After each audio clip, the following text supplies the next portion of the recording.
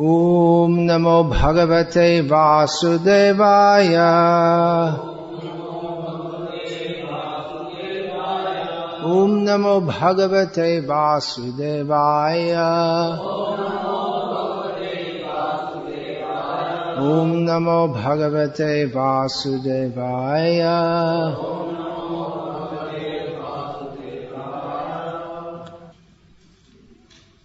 Question from Pierre Boiron. Sounds like an undisputably French name. If you want to put mundane designations. No one is French. No one is Indian.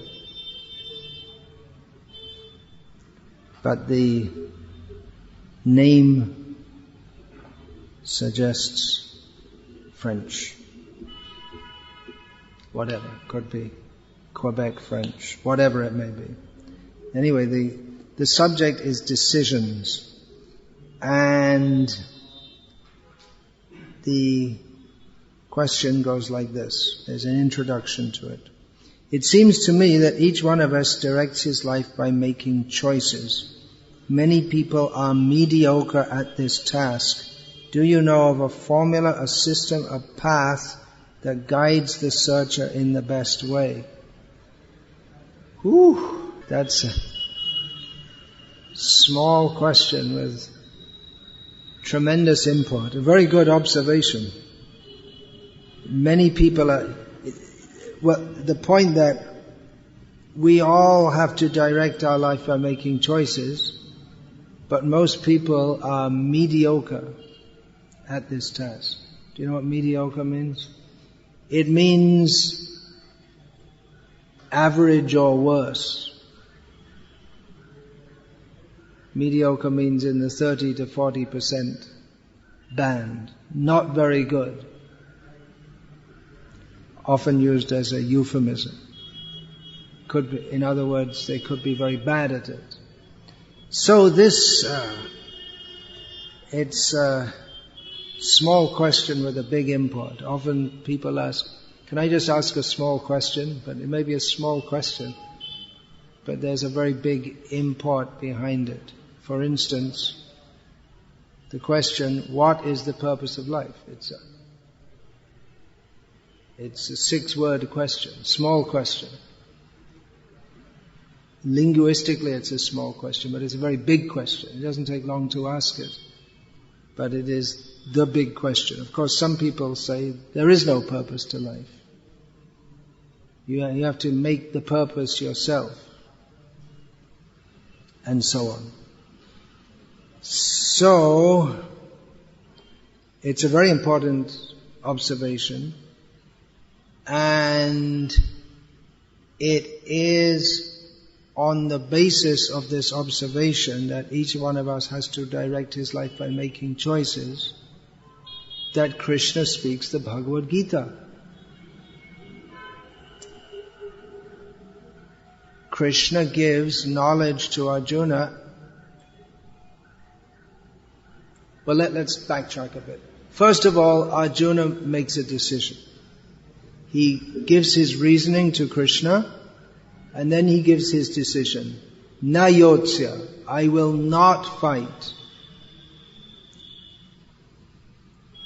Krishna responds by calling him well, he says this is not fit for you to say like this.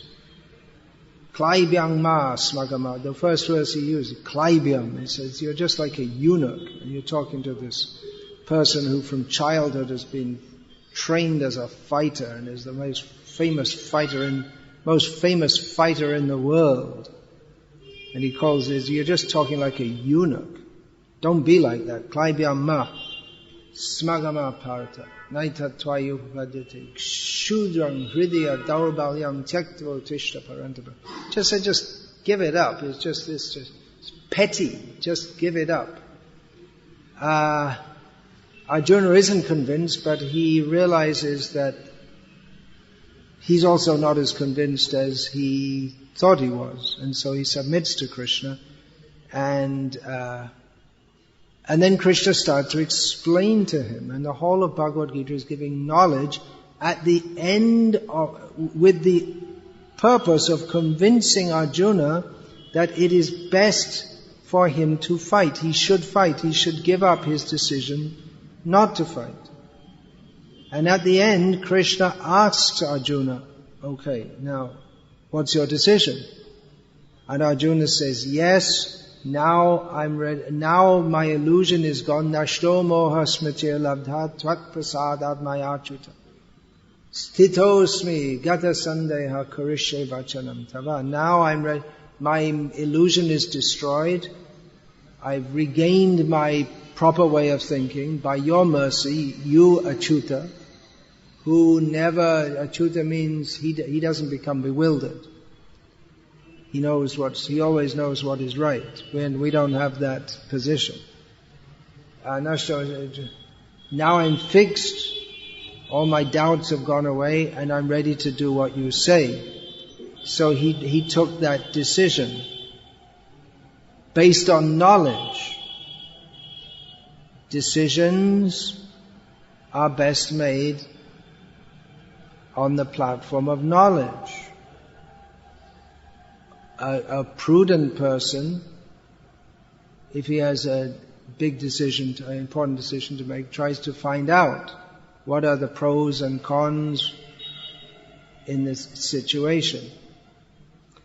So everyone has to make decisions in the human form of life. The animals, they also make decisions, but they don't have the intelligence or the capacity to think about it, nor do they have a sense of right and wrong. When we're talking about decisions, we're talking about what is right and wrong. Apart from the moral dimension of right and wrong, is it right to steal? Generally we'd say no. Is it right to steal if by doing so you could save someone's life?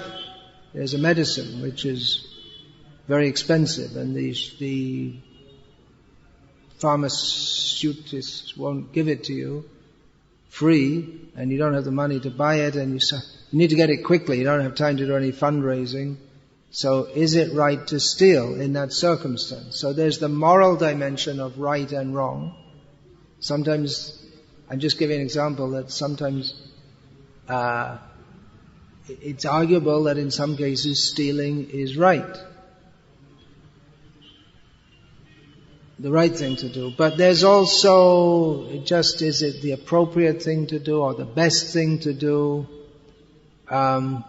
Just like, for instance, if you're sick with a heavy cold, you may decide, should I take an early morning cold bath? If you're accustomed to take an early morning cold bath, so it's not morally right or wrong to do so, but you have to consider for the sake of your health. And then that may be, based on the understanding, I have to be healthy so I can perform my activities for the welfare of society, or you may think I have to be healthy so I can enjoy this world. But it's not intrinsically a moral platform. Or it may just be that I have $10 extra in my pocket, that apart from my necessities, I have $10 extra. What shall I do? Shall I put it in my savings account? Shall I give it in charity, or shall I buy some ice cream for myself? So these are all different kinds of decisions. What to do with your $10, or we may not even think of such a thing as giving it in charity. The decision may be, shall I buy ice cream or shall I buy some cigarettes? So these are all decisions that we're faced with. Humans can make such decisions. Animals can do also. They can do so also, but on a much more some animals can be trained to make decisions, but on a on a much more restricted platform of consciousness. For instance, a dog may choose between following the order of his master and chasing after a bitch. He doesn't, even then, he's probably overcome by lust. But it becomes it could be a dilemma for the dog, because if the master tells him, don't go, and the dog understands, stay here. And meanwhile the dog wants to chase after the bitch in heat, then the dog may have to make a decision. But it's very restricted. So, on what basis do we make decisions? So this is actually this question is the basis of much philosophy. This question's been asked just for some pragmatic guidance, but underneath it, there's a whole world of philosophy, of understanding. The first thing is when we're talking about making decisions, we're talking about making a choice between doing something, and is choice A better than choice B? Or there may be choice A, B, C, D, E, F, there may be multiple possibilities. Tinker, tailor, soldier, sailor, what will you be? Will you be, when you grow up, what do you want to be? This is the question I used to get asked when I was young. And then tinker, tailor, soldier, sailor. That's the... Tinker means, I don't know what you'd say in Hindi. It means maybe something like a scavenger, they call in Indian English. Tailor means darji in Hindi and Bengali. I don't know what the Sanskrit word is for tailor. Any idea? What's Shuddh Hindi for tailor? Sutradhar, maybe something else. Some Sutradhar. That means a narrator in a play. But it may also mean a tailor, someone who does something with cotton. Tinker, tailor, soldier, Jawan, Sainya. And sailor means Navik. So, tinker, tailor, soldier, spy. There's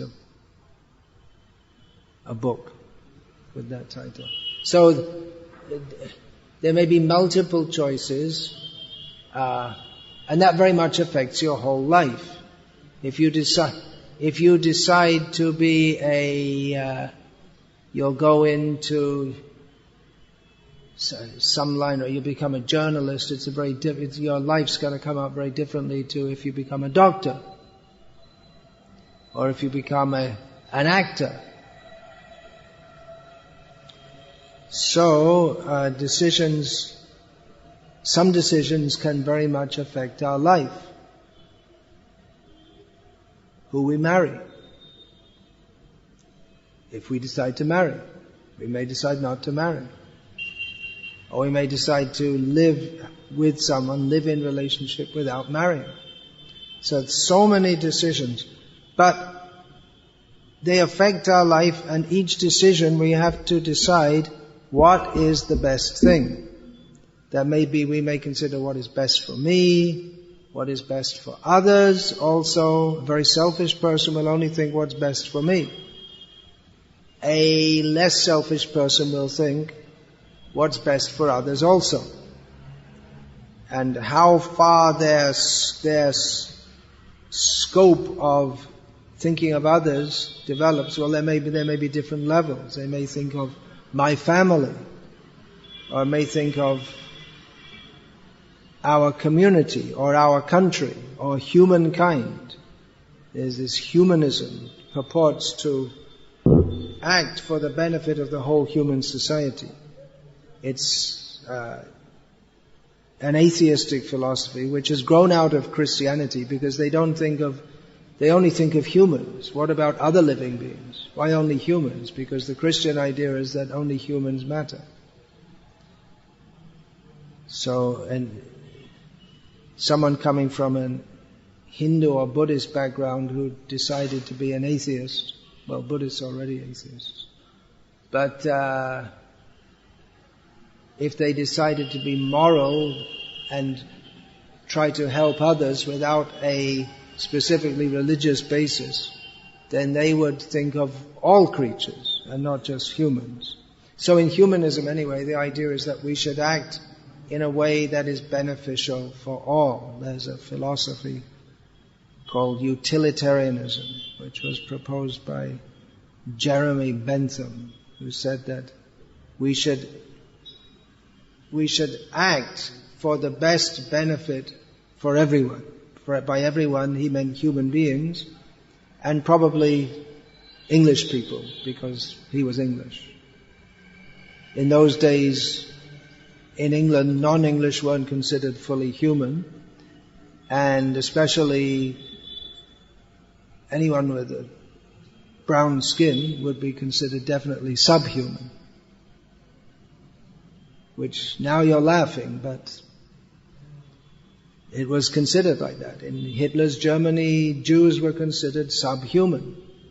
They actually spoke and wrote like that. So, how to make a decision for what is the best thing to do? Well, to understand this, we're going to have to understand, first of all, who we are and to understand what is our best self-interest and the best self-interest what is in the interest of everyone, so that we can act accordingly. First of all, we're going to have to understand who we are. That makes sense, doesn't it? Nowadays, it's largely accepted that to consider one race better than another is improper. But there was a time, not very long ago, when, like in Nazi Germany, it was considered that the Germans are the best race, and therefore they have the right to subjugate others. And that was definitely at the heart of British colonialism and European colonialism. So what is actually the fact? How can we act in the best possible way? Now, someone asked me this question. Well, I just wanted to know about, whether I should invest my money in stocks and shares, or just, or should I give it to my mother? In the Western world, no one ever thinks of giving money to their mother. No one. Practically non-existent. What do you think? Does anyone ever think like that? Not so many. I don't think, I never heard of any such thing in my background. In India, people still think like that. In the West, no one thinks like that at all, as far as I know. But you are contradicting that. In Slovenia, still, not much. Usually think they have to take from the mother, yeah, that's the general thing.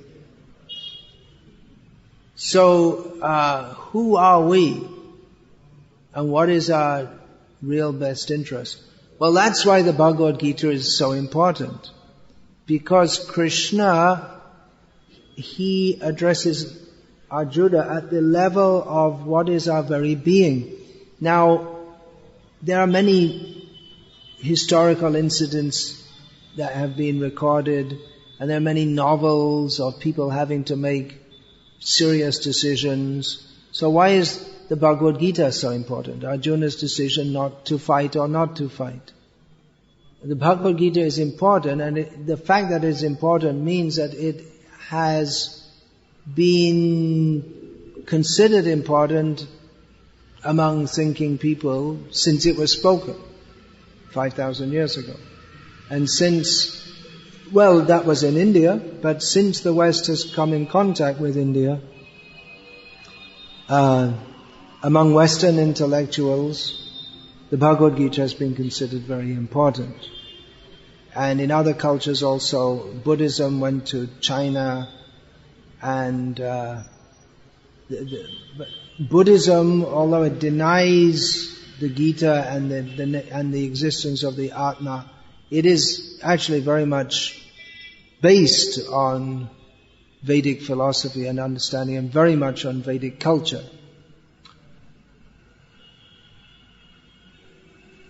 So the Bhagavad Gita is still considered important, of a different kind of importance than any novel, for instance, which novels, they may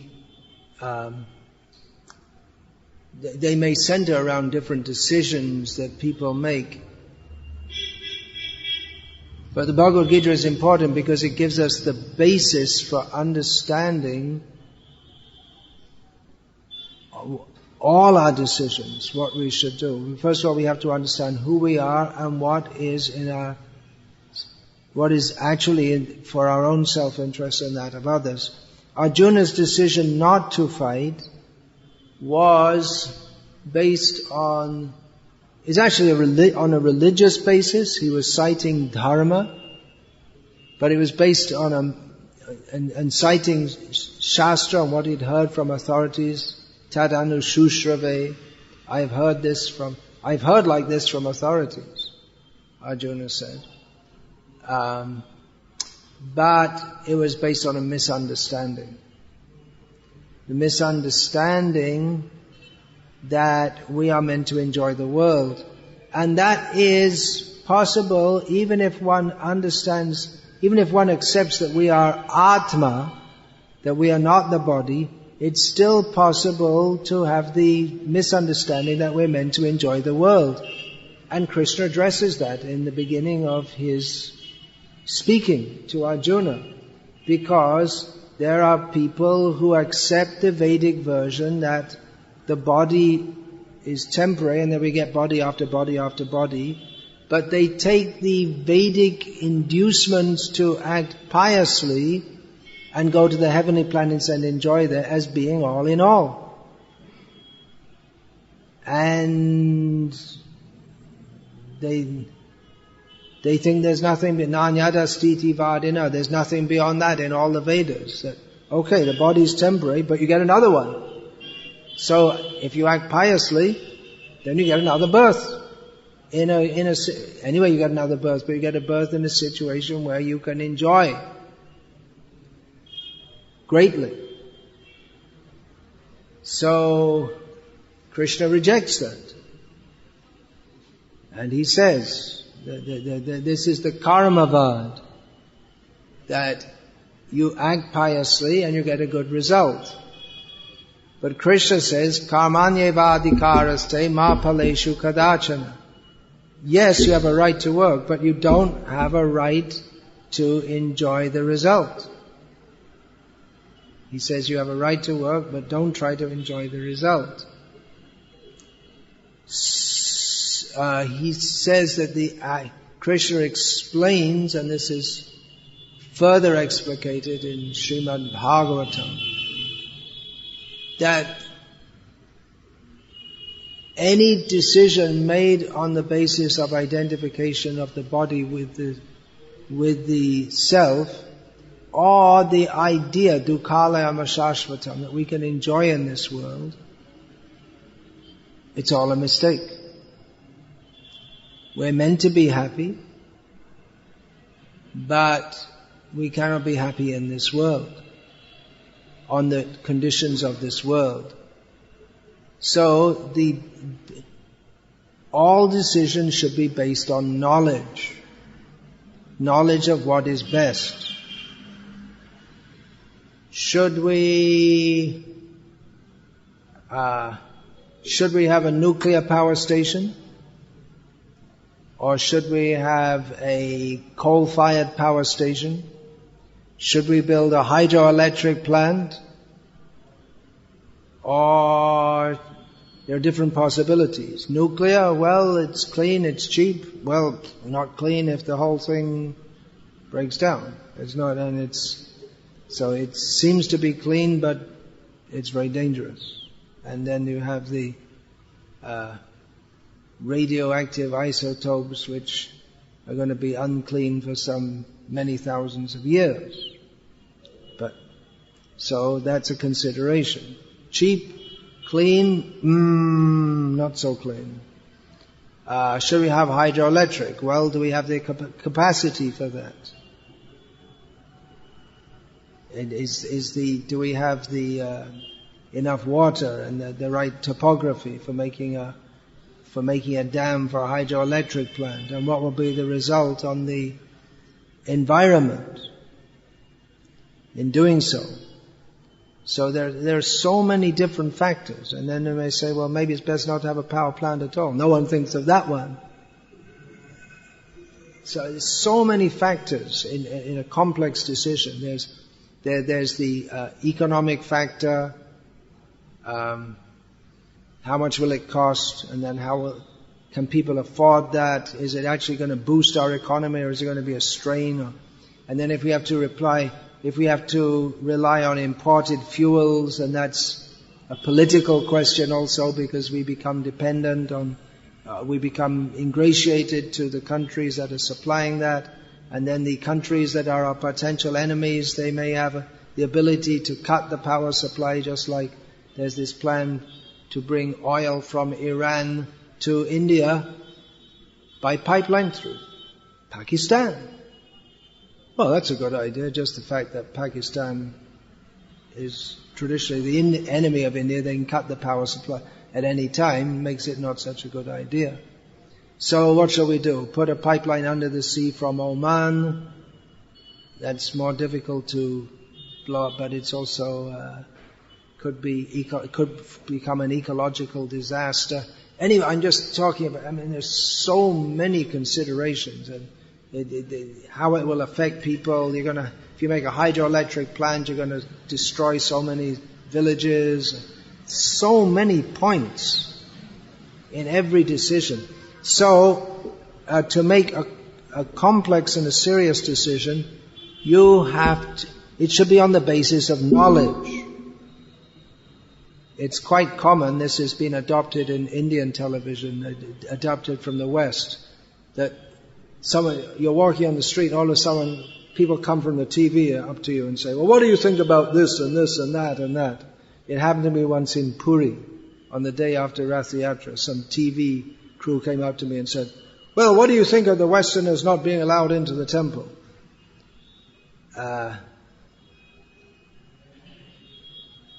So they go and ask someone, well, do you think we should remain in the European Union or not? And you've got someone who's, they get whatever information they get from the newspapers without any real depth, and they're probably far more interested in the sports section of the newspapers than the economy and the political part. And they say, yeah, well, I think blah, blah, blah, blah, blah, blah.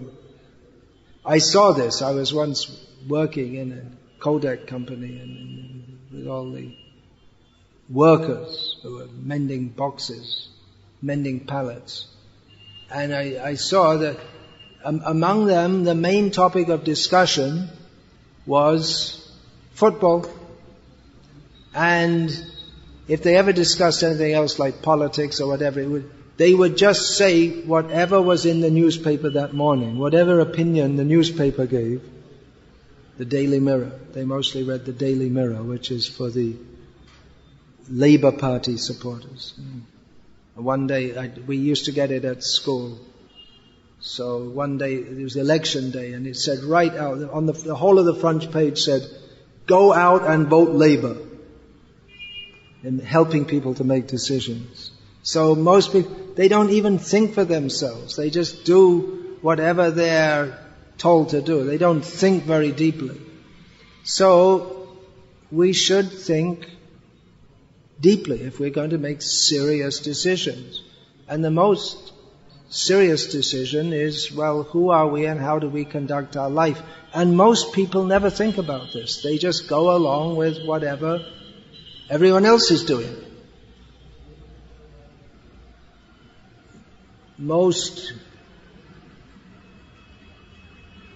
almost everyone in India, for instance, thinks that, well, you've got to send your children for higher education so they can get a better job and a better life. But they never thought very deeply about what a better job or a better life means. They just presume that if you become an engineer, then that's good. And if you're sweeping the roads, because you don't have any degree and you're just sweeping the roads, that's not good. They just presume. And they don't think about it very deeply. And what to speak of, the overwhelming fact, which hardly anyone thinks about, is we're going to die. And what happens after that? We make decisions which affect our future. Okay, you have to go. Couldn't get in medical college? Okay, get into engineering college. So that I can get a better future. I have to study and work hard to get a better future. But better future, okay, better future. All right, you study in engineering college for 4 years whatsoever. You try to get a job. You get a job! I got a job! Then you're an engineer for maybe 40 years or so. Then you retire. Then what do? Well, what do? Well, watch TV. What else is there to do? Then after that, you die. And then after that, boom, they never thought. They don't think.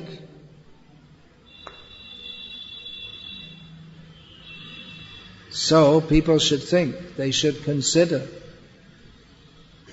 We're thinking so much about our future, making decisions for our future, but it doesn't end when this body ends. We continue to exist.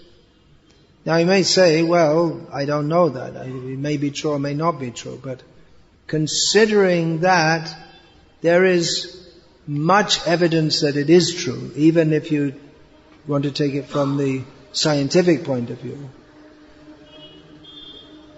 Of course, orthodox science doesn't even like to think about this question, but it has been examined in a scientific way, and there is very good evidence that we do continue to exist.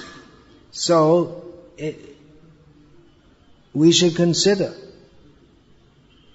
our future and base our life not just on this little life which will be finished in a few years.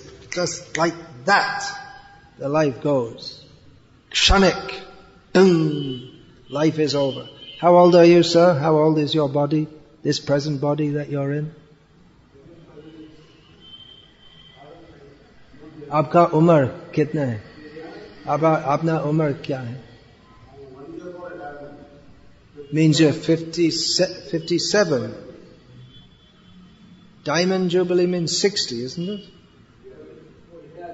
Oh, retirement. I heard diamond. 57. Okay. Same age as me. Isn't it? Almost. I'm almost 57. 58 is the retirement age in your company. Are you in BHEL by any chance? Are you in BHEL? Ah. I see. All right. So, more or less the same age as me in this life. So, my experience or my way of thinking is that it just seems a short time ago when I was a young man like these young men here, and life has just gone like that. Do you feel the same thing? It's going to be over soon. We don't have much time. So, we should get the knowledge to understand who we actually are, and on that basis decide how to conduct our life. But most people, the vast majority of people don't do so. Which is actually very foolish. For instance, if you somehow or other someone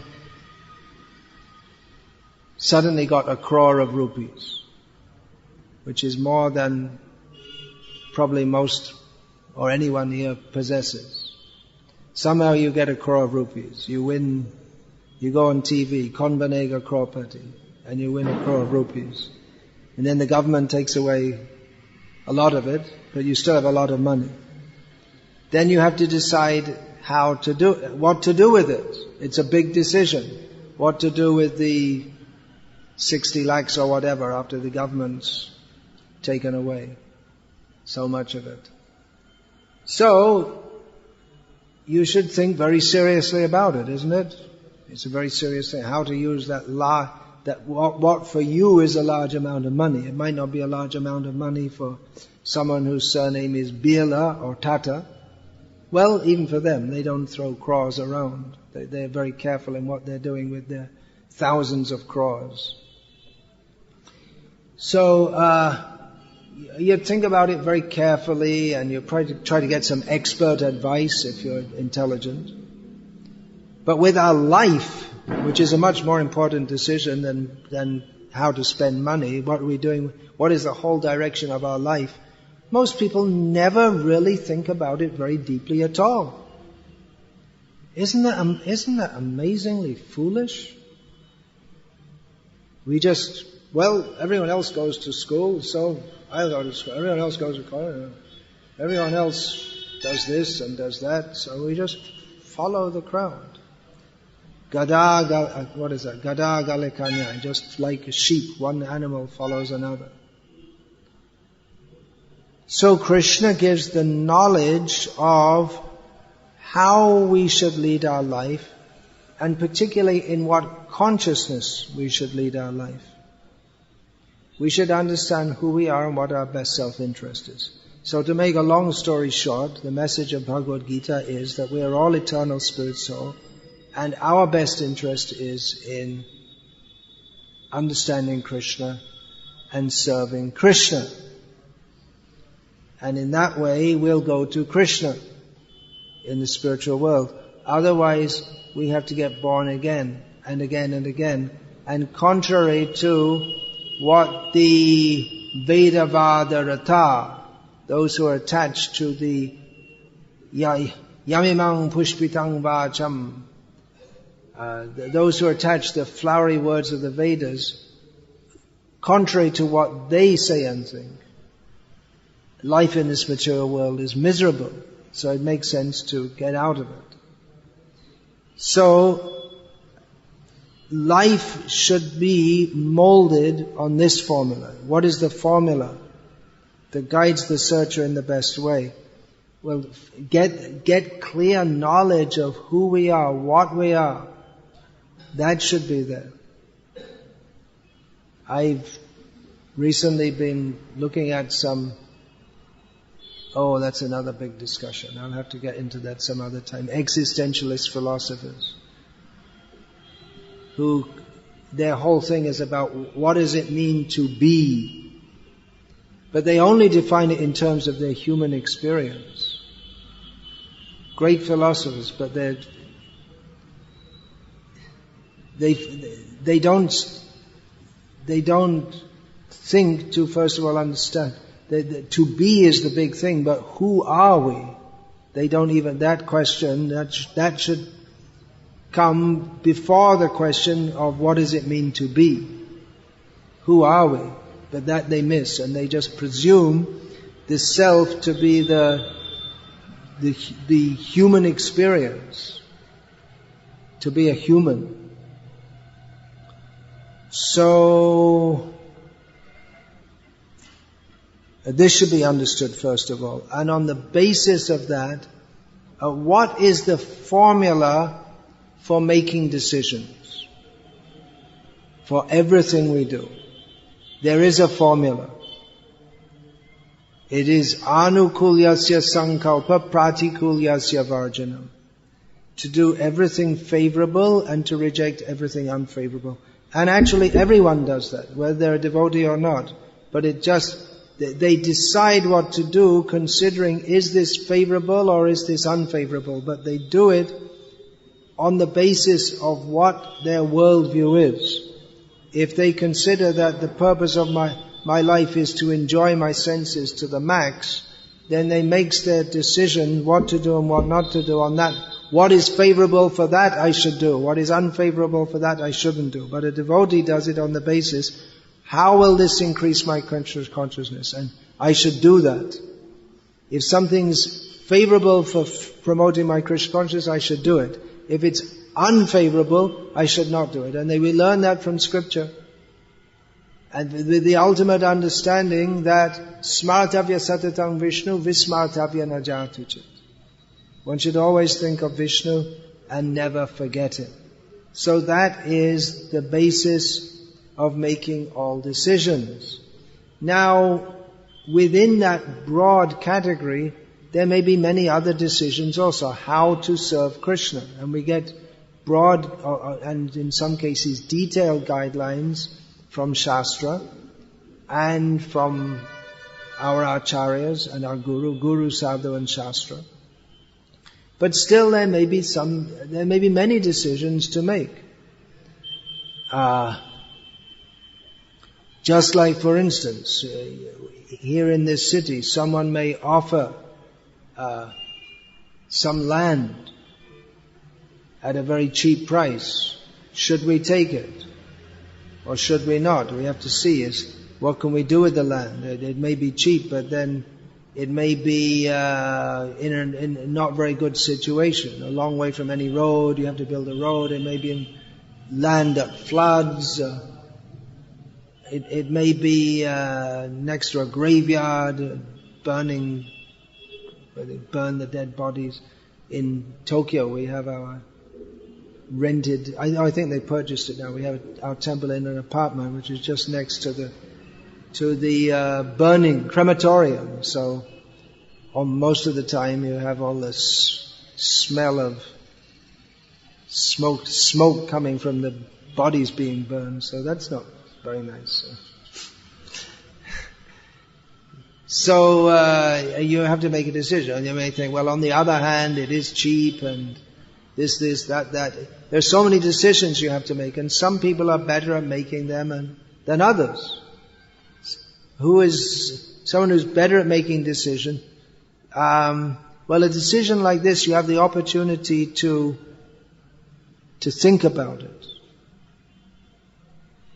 And one should not be pressured. Sometimes the donor wants to pressure you. You have to take it. They may have some reason that they want you to take it because they have some other land nearby which they think if ISKCON has a temple, you build a... I'm not saying this in relation to the donor here, but sometimes builders, they want to offer some land to ISKCON with the idea that if there's an ISKCON temple, then their properties that they build all around will appreciate in value. And so it's good for them to give the land to ISKCON because overall they'll make more profit. So a good decision maker is not swayed by others pressurizing him. He may be swayed by, he may do something to please others, not that he's completely cold. He makes informed choices. He doesn't just act whimsically. But many times you may have to make a decision. You don't have the time to think what to do. Just like, there's a fire. What are you going to do? Are you going to run away? Are you going to go and try and fight the fire? Oh, here's another example. There's in Belgium just a few years ago, there's a devotee saw someone mugging someone, holding a knife to them and taking their money. So the devotee valiantly went to attack that mugger and got himself so badly slashed that he almost died. He had to be taken to hospital in pools of blood. And still the mugger got away with the money. So it was an on-the-spot decision. He didn't have time to sit and think about it. He did it on the spot. Something came up a few years ago. There's a famous became a big issue in America that on the subway in New York there were 3 muggers who said to him, muggers means they come up to you and say, hey, give us your money or we'll beat you up or we'll stab you. So he pulled out a gun and shot one of the kids. The boy is about 17 years old, something like that. So it became a big issue because he shot. He shot them, which you're not supposed to do that. Maybe by New York law you're not supposed to do it. It was illegal, but on the other hand many people supported him. So it's an on-the-spot decision, or maybe he'd decided in advance, but even that if anyone tries to mug me, I'll pull out the gun. But even then, at the moment, he had to make the decision. So, who can make a wise decision in such instances? And there may be much smaller decisions which you have to make on the spur of the moment. For instance, if you're in the supermarket and you have to choose between buying some fancy, expensive food or which you'd like to give your children, or something which is cheaper and you can give them more and it's more nourishing, something like that. So you may not have time you don't have time to sit around and think about it so much. Who can decide best in quick decisions is someone who is on the whole thoughtful, who thinks more deeply. Most people who is informed, which is one reason why it's considered a virtue among more intellectual people to be well informed, to know what's going on in the world, to read newspapers like the New York Times or whatever, which gives you information on many different subjects which are considered relevant to life, so that people can make decisions. Now, of course,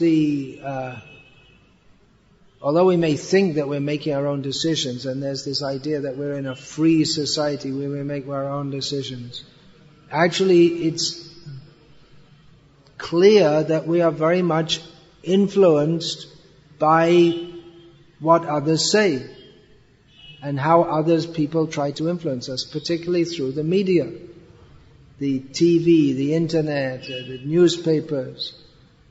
There are many examples of this, how the way people think is changed by campaigns to do so.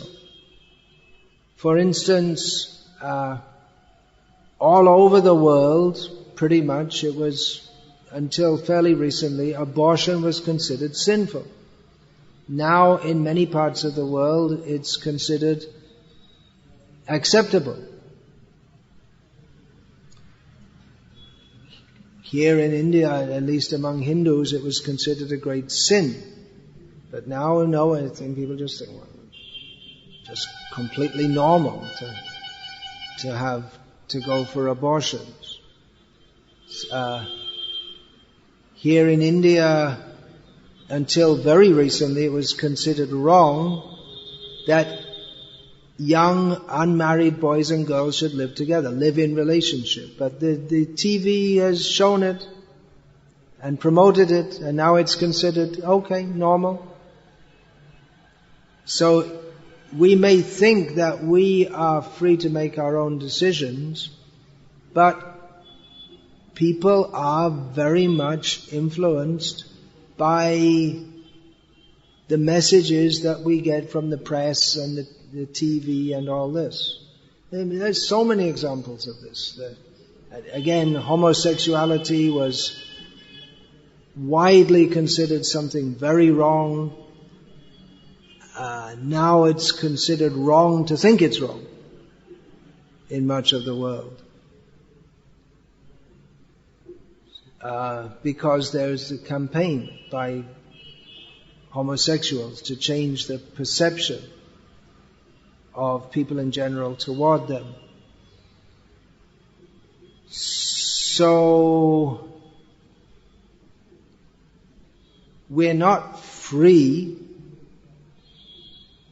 That's another part of existentialism. This Jean-Paul Sartre. You may not have heard his name, but very influential in how people in the modern world think. Even here in India, because all Western ideas are coming here. So the idea that we have to make our own reality, don't be influenced by anything anyone has said in the past, or don't accept any influences on you, just make yourself who you are. But that's not even he himself in saying that is influencing the way we think.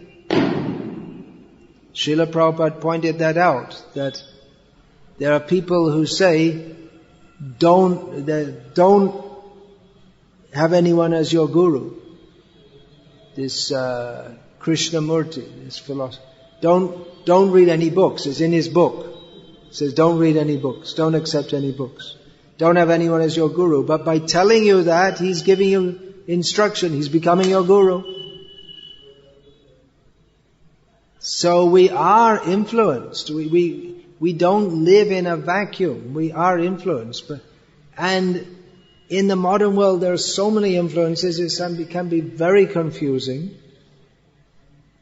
We have to choose who we listen to. In traditional societies are usually monocultural. That means everyone has the same outlook and the same way of thinking, more or less. Just like here in India, everyone, although the word Hindu wasn't there, but everyone, they were Hindu. Then they were following well, even then, there were outside the Varnashram, there were the Chandalas. But there was one culture, but then later, Buddhism, Charvak, Jains, Buddhists, but even they operated within the broader scope of what we could call Indian culture. Then the Muslims came and it altered and even here in India, in Bhopal is a great example, because they're Muslims and they're Hindus. There's large populations of both. And the Muslims' culture and way of thinking, although in many ways it's similar to that of the Hindus, in many ways it's very different also.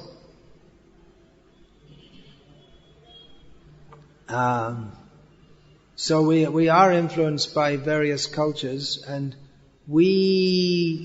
it's not so much a matter of choosing what we want to do ourselves as choosing who we identify with and who we listen to and which values we accept.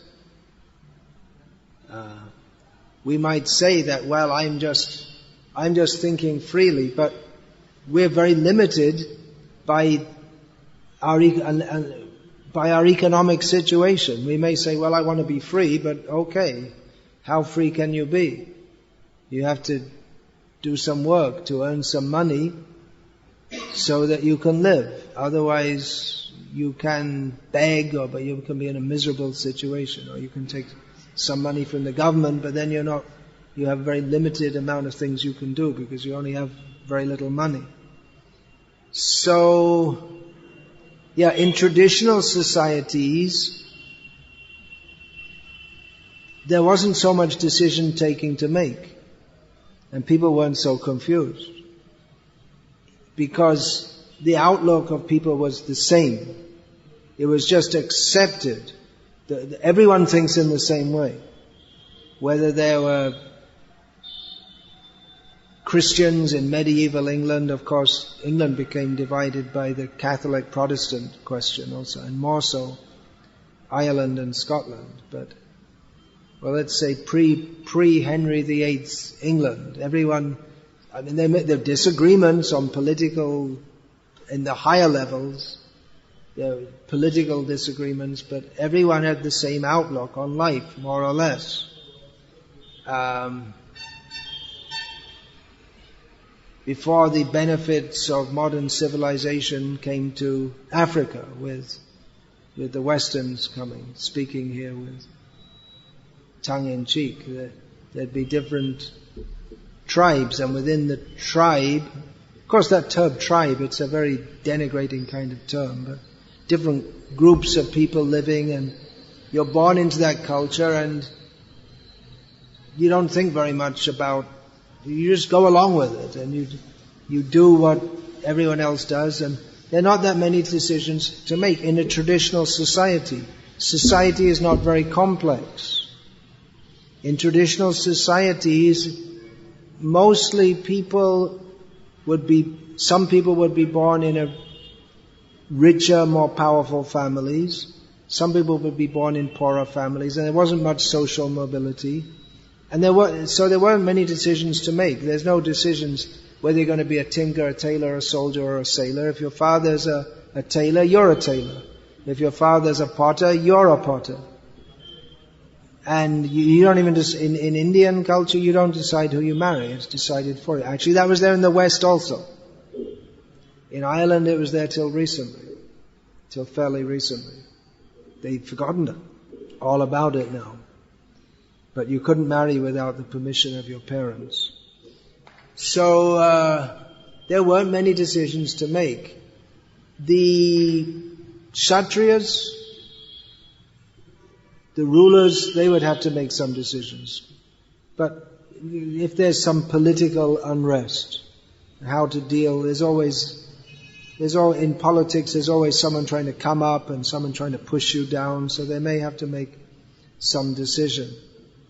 They'll be guided by brahmanas who themselves wouldn't get directly involved so much, but they'd have to decide how to advise the king on various issues. But in times of peace, there may not be so much decision making. The Vaishyas, not much decisions. That they might decide this year in this area to plant this crop based on the weather conditions. But mostly the weather conditions were very predictable also. Shudras also, hardly any, not much decision making at all. They were ordered what to do with their life. Which in the modern age people think that's very bad. You've got to have your freedom. But freedom means you have to make many decisions. And actually people get confused and it's very stressful. And as Pierre points out here, most people are mediocre at this task. And actually, that's one reason why they can be manipulated. Because they are mediocre at making decisions. And they don't think very deeply. And so they get their thinking done for them by the mass media or the schools or the whole culture that they live in. And they don't even realize it. And they think they have the freedom. You have the freedom to play cricket or soccer or basketball or there are some freedoms there. You can say different freedoms, but at the end of it, there's no freedom to decide not to die. There's some things, we're not free from disease, we're not free from old age, we're not free from death. So whether you play football or basketball or tiddlywinks or whatever you play, at the end you have to die. So this freedom and so many decisions you can make, but it actually detracts from the real purpose of life, which is to become free from birth and death, to live our life in such a way that we become free from birth and death. So in traditional societies, people don't have so much decision making, and although in the modern age it's considered very bad, you should have your own freedom to make yourself what you are. But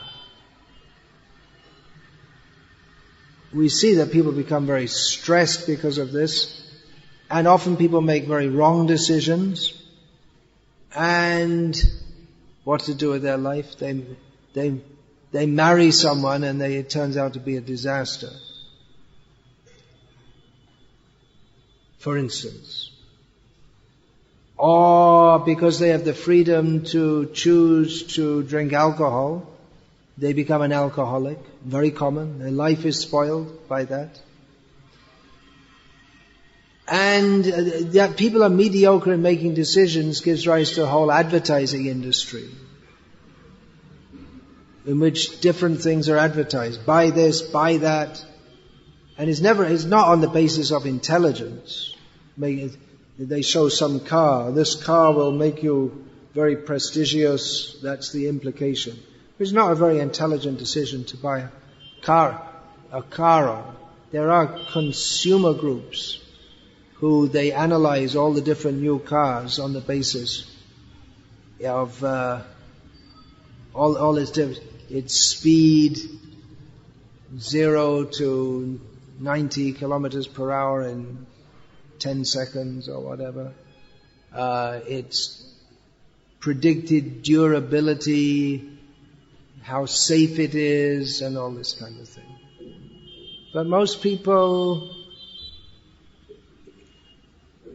they don't think. And the advertising industry takes advantage of that to influence people to buy all kinds of things which, if they decided intelligently, they'd never buy.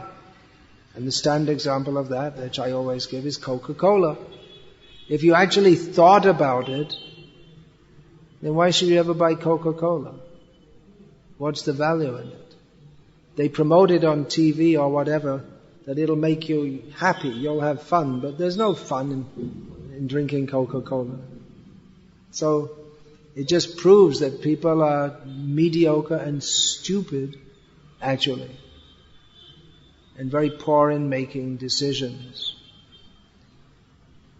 So, how to make better decisions? One's going to have to get an overall view of life.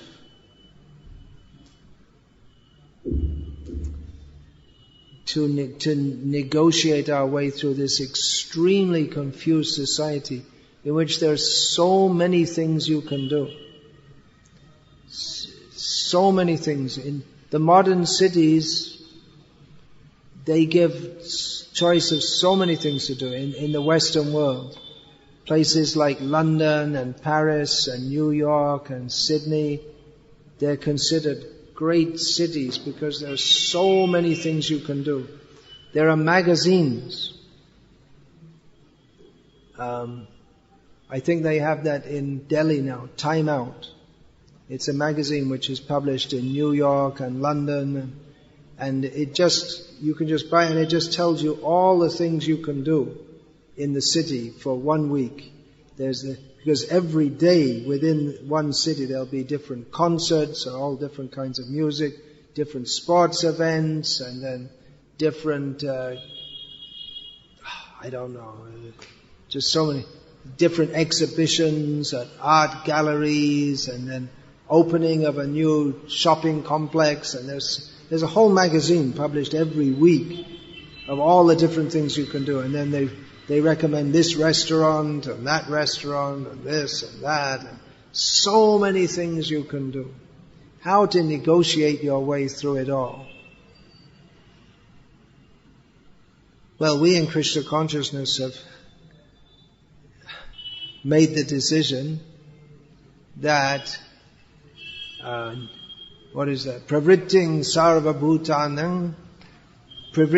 sarvabhutanam nivritting tu mahaphalam. That the path of enjoying life, everyone follows that.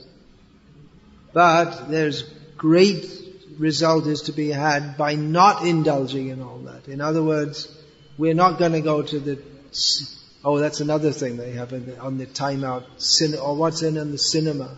We're not going to go to the cinema. We're not going to watch the TV. We're not going to go to this restaurant. We're not going to this restaurant, that restaurant. We're not going to watch this sports event, this, that, or the other. We've just decided to try to satisfy Krishna. So that's our decision, on the basis of which all other decisions follow. So that's the really important decision. And if you make that decision, then even in our life, if we do make some wrong decisions, everything will come out right at the end. And we can't, it's very difficult to avoid making wrong decisions because we don't know what's going to happen in the future.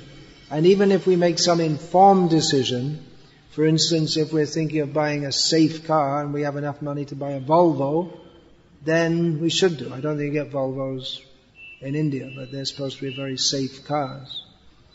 So if we're thinking about the safety of our family, we might, if that's the major point in purchasing a car, then if it's not the speed or whatever any other factors may be, and we can afford it because they're expensive cars, then we may decide to buy a Volvo. But we can never, so by being informed we can make better decisions, but we can never tell for instance, we don't know if the information we've got is completely correct, or if it's complete, if all factors have been considered, and other things can happen which we never thought of.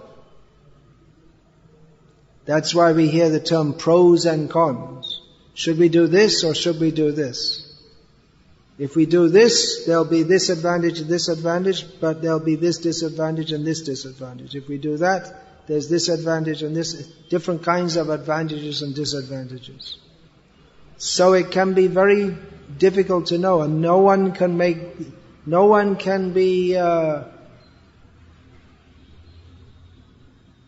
correct all the time. There's the factor of daiva, which means fate, which is often called luck, kismat in Urdu. That you may say someone's good at making decisions. It may be just their luck, and someone else has bad luck. You never know. You can't say what's going to happen in future. So that's why in making decisions, maybe a good decision or bad decision, we can only find out later on whether it's a good decision or a bad decision. And the result may be mixed, somewhat good and somewhat bad. But if on the whole we dedicate our life to Krishna, that is the best decision. And that's the really important decision. More than what kind of car we should drive.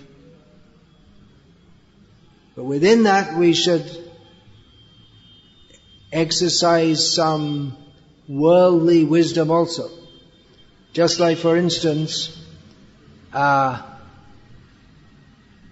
think that some of you now, having had some experience in this regard, if, for instance, you are going to drive from Jamnagar to Dwarka, and you're all very tired, you might think to take some rest before you drive, because you had the experience that you were very tired, and you drove anyway, and I don't know who was driving, but you fell asleep and you're all lucky to be alive, and the vehicle is destroyed.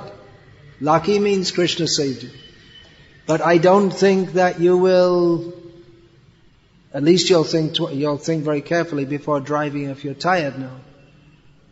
Isn't it? I don't know, because Maya is such that we always think it won't happen to me. When I go in a car, I always put on the safety belt. What's it called? Seat belt. And many, they don't like to do it. They say, no, you don't need to do that. Because you see, I've been driving for 40 years, I never had an accident. So that proves that there can't be it's a stupid way of thinking. No one goes out in the morning and gets in their car and thinks, today I'm going to have an accident. And every day thousands of people do. People think, because I never had an accident, that means I can never have an accident. I'm invincible. Maya influences us like that. But an accident is possible at any time. It's actually extremely dangerous to get in. If it's not a Volvo, then it's probably just like this Maruti van, for instance, just like some little tin can which is hurtling along at a fast speed, and if it goes off course or hits something, then you're in a very dangerous situation, sitting inside it, especially in the front. There's no engine in front to cushion the impact. So, how did I get here? Make a decision. Yeah, then that should be based on some, even if we're devotees and we're trying to serve Krishna and our ultimate purpose of life is very hopeful, it's the best decision we could make, still we have to exercise some worldly wisdom also.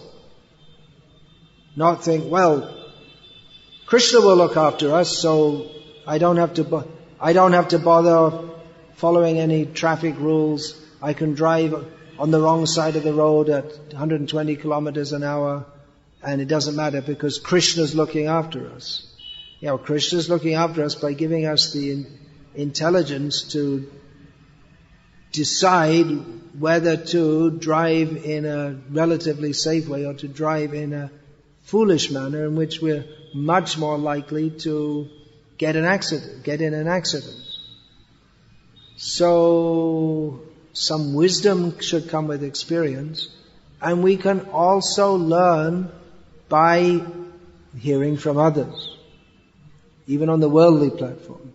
Srila Prabhupada often quoted Charnakya Niti, which is worldly wisdom. It's got nothing directly to do with Krishna consciousness.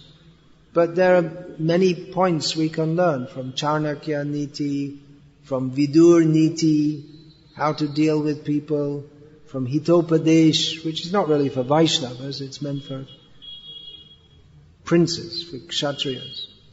But it's useful also for living in this world, so we can take advice from others. Another important point is to be under the guidance of others and to take advice from others, especially in very important decisions. We should be under the guidance. In Indian culture, Vedic culture, one should be under the guidance of Guru. Guru means there's the spiritual Guru, there are also the elders, parents and other elders who are supposed to guide us. Of course, the parents may not always be the best guides if they don't know the spiritual purpose of life. That's also a consideration. Hiranyakashipu, Prahlad made a good decision he did take his instruction to go to school, but then he didn't take seriously what was in the school, what was taught in the school. And he didn't agree with Hiranyakashipu about the purpose of life. There's spiritual guru, then there may be, it may be that the guru is not always present to guide. And it may be also, another point is that the guru might not be the best person to consult to make some decision on non-spiritual matters. For instance, if you want to purchase a computer and software packages, of course, in India no one buys software packages, but just talking theoretically here. For your center here, I'm your guru, but I wouldn't be the best person to consult. You'd better consult someone who knows about computers. Or if you're to purchase a vehicle, you might ask me, what do you think, and this and that, based on, and then I'd ask you, well, what do the experts say? And the experts probably say all different things. But I wouldn't be the person to consult. If one of you gets sick, then you can consult a doctor, better than consult me. I'm not a doctor. Although I do have some experience of basic illnesses and how to deal with them, which most people in this world, when they're 50 plus, they've been through all the basic illnesses, either themselves or someone they've been around. So obviously some intelligence is required. And ultimately intelligence comes from Krishna. So sometimes we have to pray. Sometimes things are very confusing. I know several instances, devotees have told me, that they've prayed to Krishna, please show me, Guru, who should I approach? And Krishna answered. It became, what happened to them shortly after that, it was clear that Krishna was answering them. So, ultimately we should look to Krishna for guidance. Krishna also gives guidance through Shastra, through people, learned, intelligent and wise people. Krishna also manifests as the intelligence of and learning of people even in secular fields, just like for instance computer science and medicine. So we can take advantage of that. And also we can understand that we won't always make the right decision in every case. That's inevitable.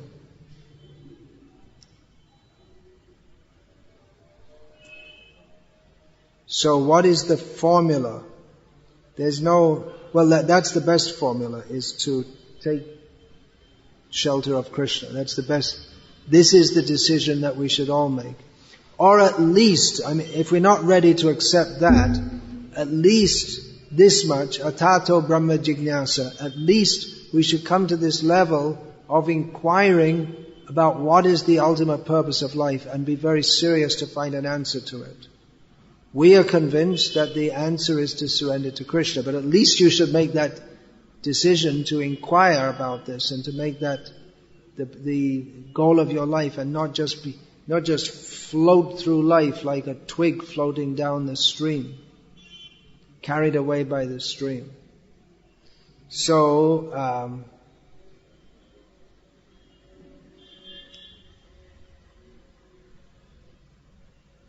it is a very confusing age because there are so many possibilities. That's one reason why it's very confusing, and so many people are saying so many things.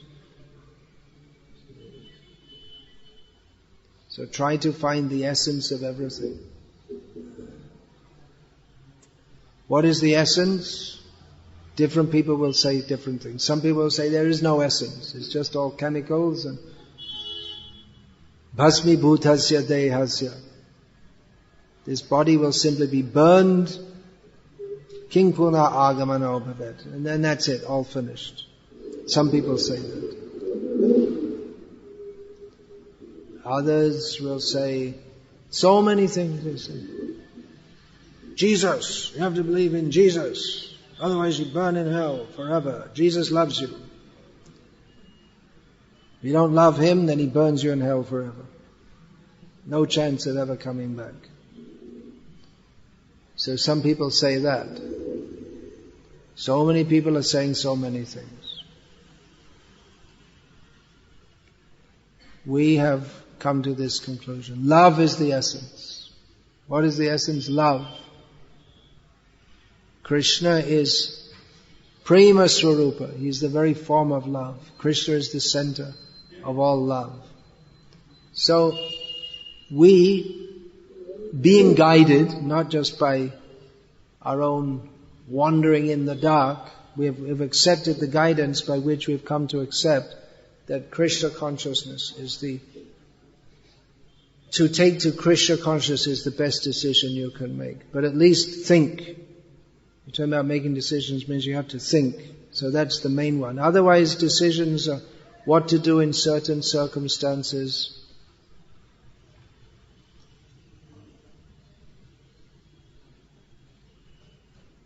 We have to be thoughtful and intelligent.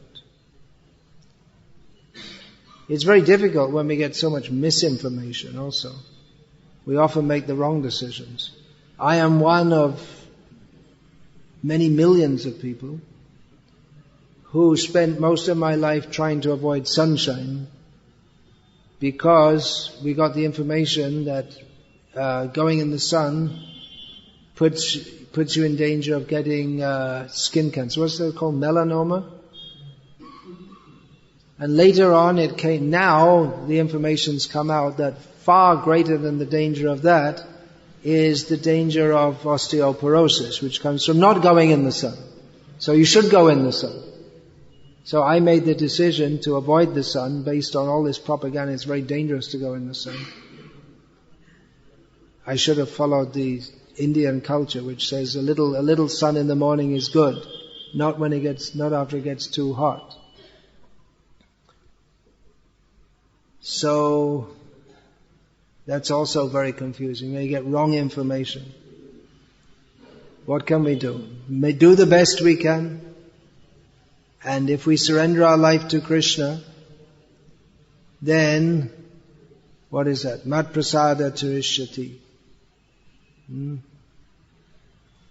Atachet sarva durgani mat prasada turishyati. All these troubles will we'll cross over them by the grace of Krishna.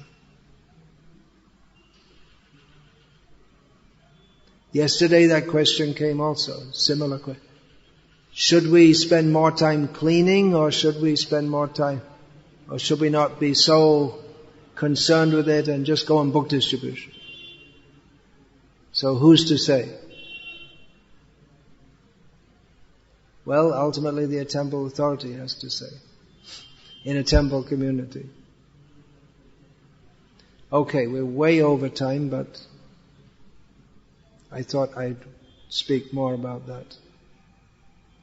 It's a lot more. I mean, this could be the basis of a whole. It is, in fact, the basis of all different philosophies. The question of decision making. So it could be spoken on much, much more. But there are just a few thoughts for now.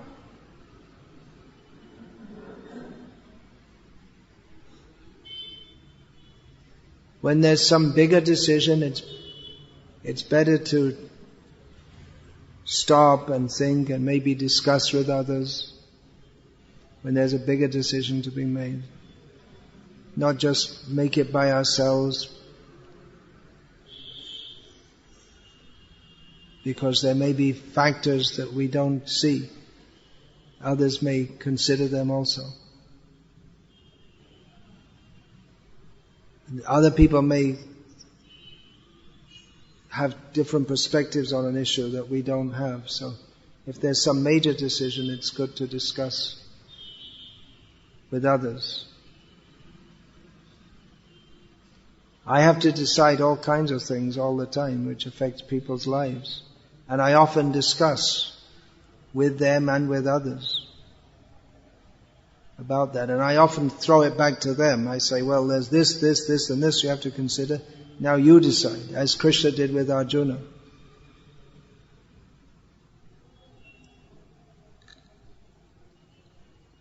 Okay. Should I take any questions or should I? No? Yes? No? Yeah.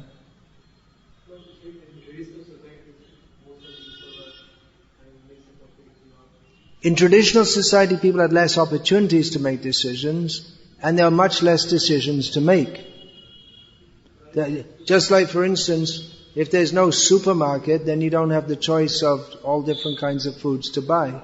There's only the foods that you produce locally, that's all there is.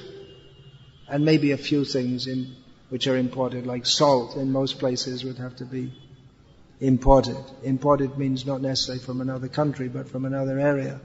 But if you're in a rice-growing area, then probably the only grain you're going to eat is rice, and you don't have a choice to eat other grains, for instance. And you don't have a choice of going to this cinema or that cinema or what to watch on TV, because you don't have these things. And any entertainment or there would be group activity. For instance, after sunset, villagers traditionally in India, they would come together and hear Ram Katha, or they'd have kirtan, and it'd be a group activity. So you can't, usually that would be traditional, and there wouldn't be a choice about, why don't we all do breakdancing instead? There's no choice. I mean, first start, you never heard of breakdancing, you don't know how to do it. And, that's what everyone does, so that's what you do. And actually, people who live simple lives without much decision, in one way you could say they're very culturally restricted, but in other ways, that's my experience, they're usually happier and saner. They don't have so many different complexes, mental complexes. Yes, so what was did you finish your question?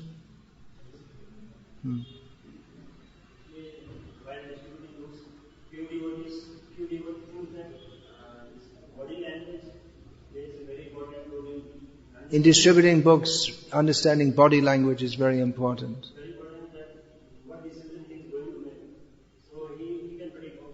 You can predict if the person is going to take it by his body language. You can understand by the body language. Maybe you can, I don't know. Often we find in distributing Srila Prabhupada's books, although it's a long time since I've done it on a regular basis, but often we find that Krishna inspires people who we think are not going to take it.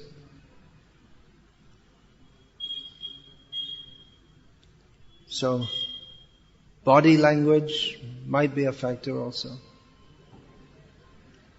But I wouldn't worry too much about it. I just pray to Krishna. Pray to Krishna to inspire them to take the books.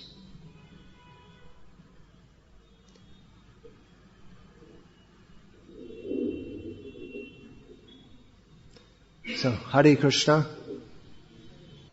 This is addendum to this lecture. Acharya Prabhu has distributed 3 sets of Srimad Bhagavatam today. It's not unusual for him to do so. Together between you all. All right. Yeah, should be done everywhere. We should have a whole army of devotees out distributing sets of books.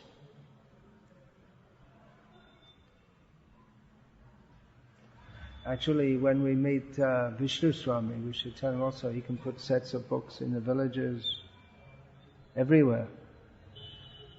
Sets, we should think of sets, Srimad Bhagavatam sets.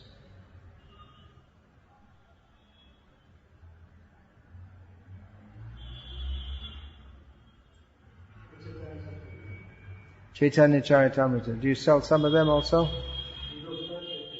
Sorry? You want to try and introduce that. It will be more difficult here because people have never heard of it.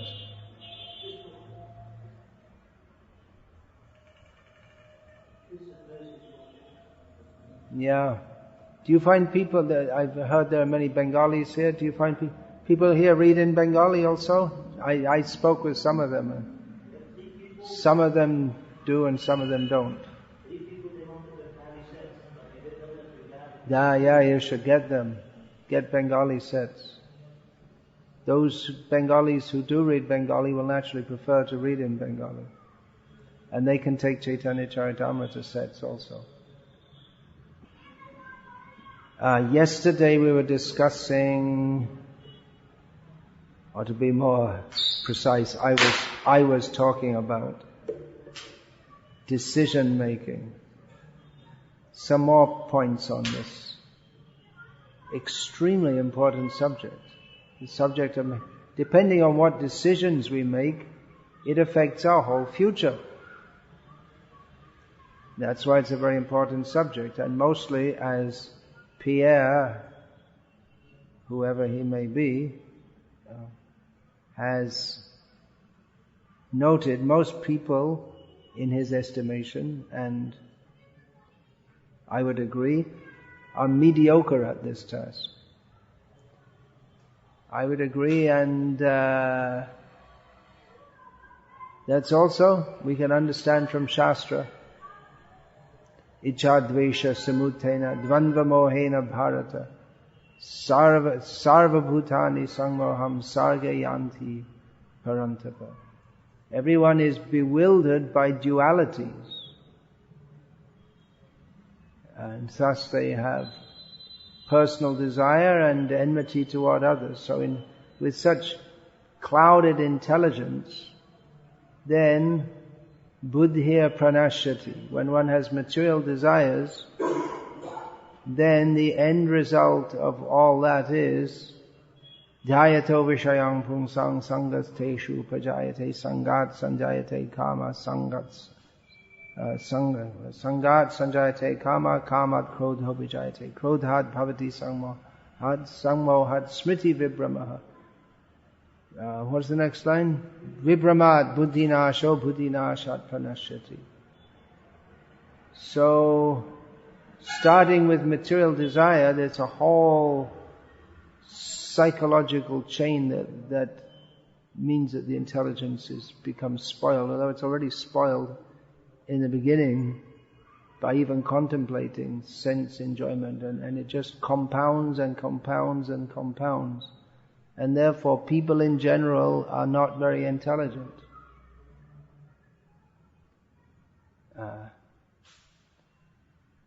So, one can become intelligent by taking instruction from Krishna. But mostly people are not, and therefore all the decisions they make are wrong. Should I try to become an engineer or should I try to become a doctor? Both decisions are wrong. Without Krishna consciousness, it's all useless.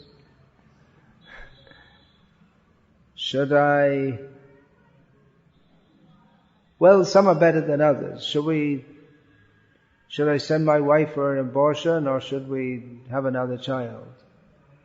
Well, without Krishna consciousness, everything is useless, but all things are useless, but some things are more useless than others. Some things are positively extremely harmful. So, even if one is not Krishna conscious, there are better decisions. Decision not to act in a grossly sinful way, like sending your wife for an abortion. That is a better decision.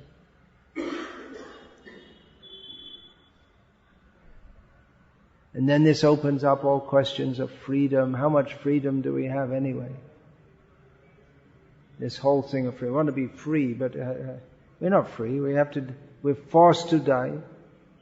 We're forced to have old age. We're forced to have disease. People talk about freedom and they think that's freedom to have illicit sex. That's what it mostly comes down to. But then they're dictated to by the senses. They're slaves of the senses.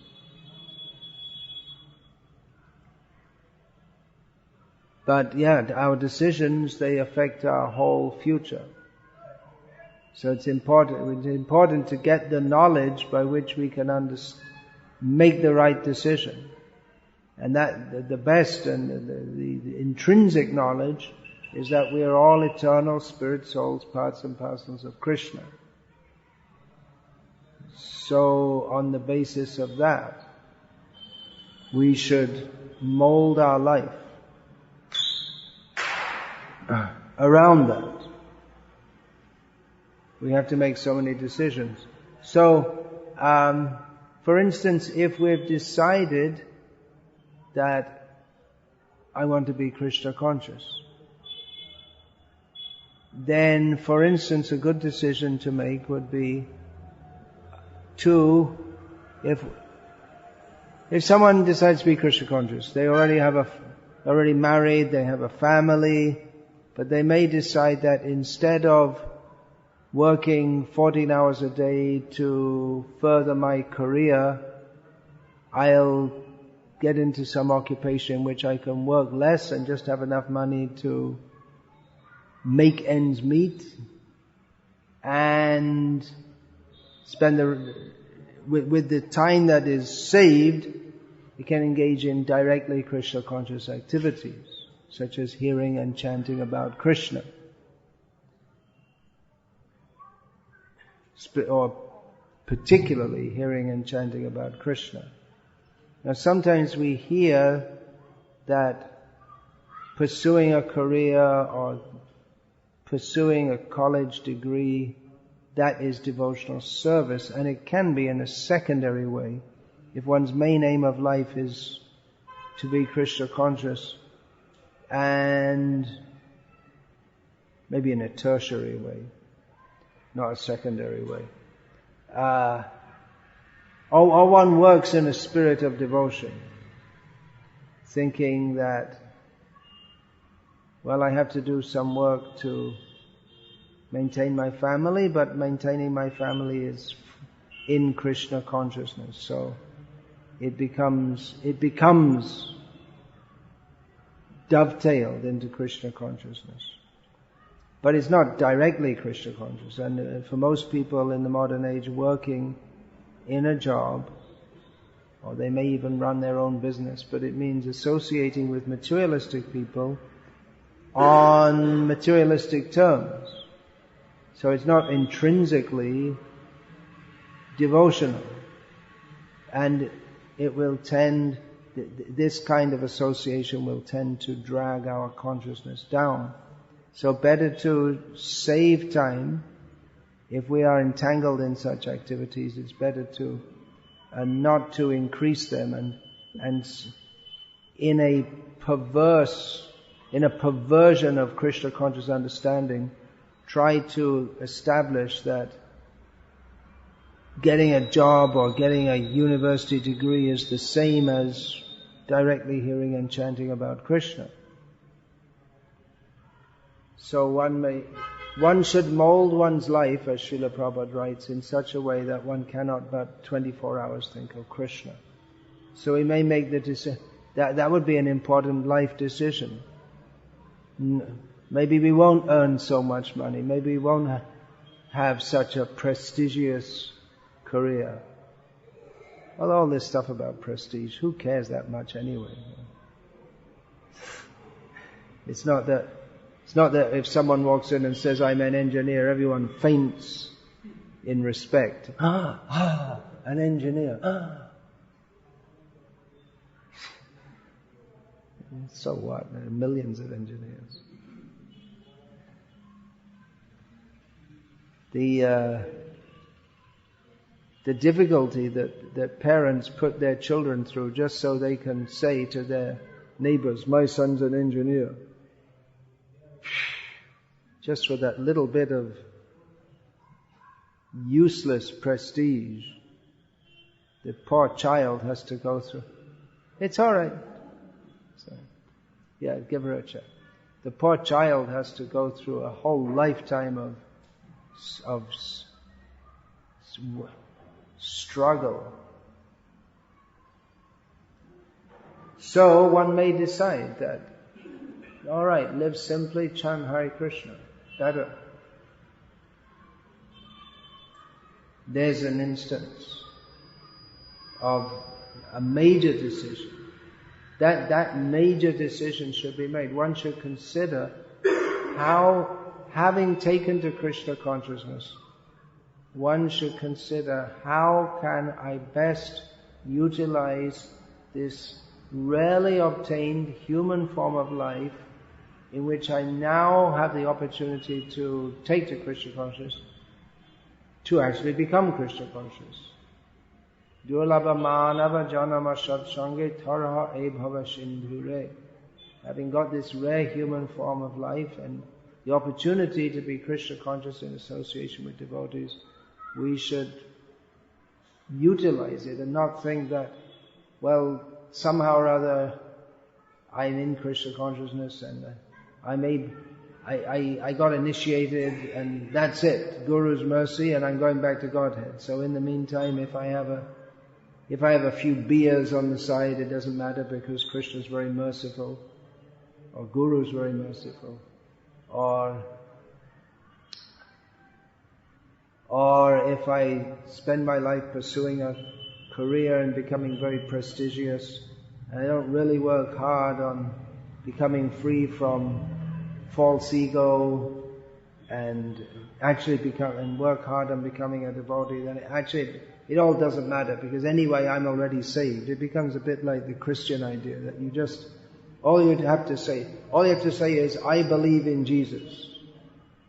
And that's it. And that's all work finished. But no, one has to seriously endeavor to fix the mind on Krishna, in service to Krishna. So one should make a decision to live one's life in a manner that is most conducive for becoming Krishna conscious. That is also in consideration of our present psychophysical condition and certainly for those who are already married, their social responsibilities. That shouldn't be just jettisoned without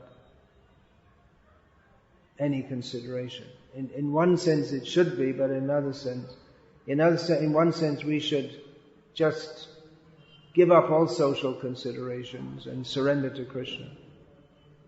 But another consideration is that most people are not ready to do that. They may feel I'm ready to do so, but actually they have more material attachments than they even recognize themselves. And also we don't want that Vaishnavism be taken as an excuse for social irresponsibility. But anyway, that decision should be there. We may make decisions that, for instance, that I should rise early, rest early and rise early, instead of staying up late every night, as people in the modern age are wont to do. Rising early is advantageous for Krishna consciousness if we engage in sadhana, not if we rise early and... there are many people who rise early. If in a big city, if you rise but by 5 o'clock in the morning, many people are already going to work. At least in London, and then, for instance, I know because some of my disciples, they live at some distance from the temple in central London, and so even at 4 o'clock they're going to the temple for Mangalarti, and the people are already going to work at that time.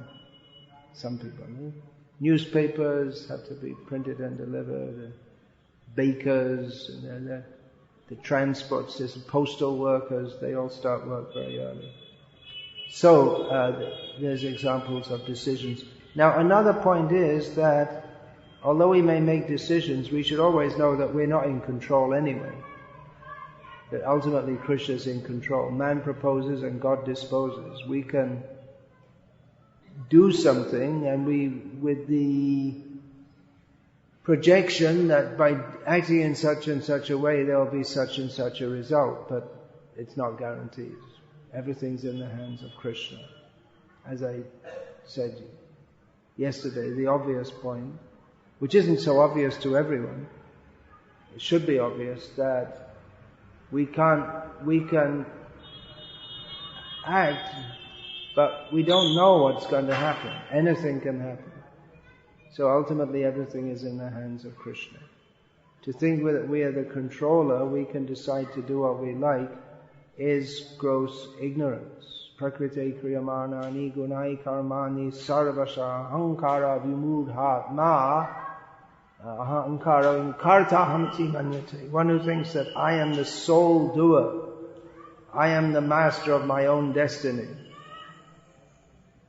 without knowing that there are so many other factors at work. The 3 modes of material nature we're all within the grip of the modes of material nature. Without understanding that, then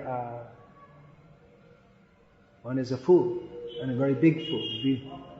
Vimudha means more foolish than the average fool.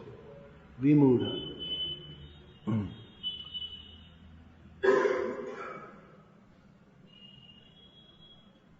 So everything is in the hands of Krishna. That doesn't mean we shouldn't act.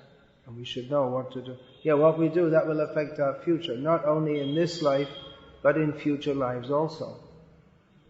Urdhvanga chanti sattvastha. Persons who act in the mode of goodness, they're elevated in the next life. Madhya tishtanti rajasaha. People who act in the mode of passion, they remain in the middle position. And jaghanya guna vrittista adhoga chanti tamasaha. People who act in the mode of ignorance, they're degraded. So we should know what's what and who's who. If we think, well, do any kind of puja and it's all the same. No, it's not the fact. We should know who's who. Because we go, whoever we worship, we go to them. Yanti deva vrata devan, pitrin yanti pitrivrataha, bhutani yanti bhuje ja, madhyajinopi yanti ma. One who worships the demigods goes to the demigods. Those who worship the forefathers go to the forefathers. Those who worship lower spirits, they themselves become lower spirits. And those who worship Krishna, they go to Krishna. So it's not all the same. Worship in the mode of ignorance, worship of ghosts, causes one to gravitate toward a ghostly existence. So it's not all the same. Okay.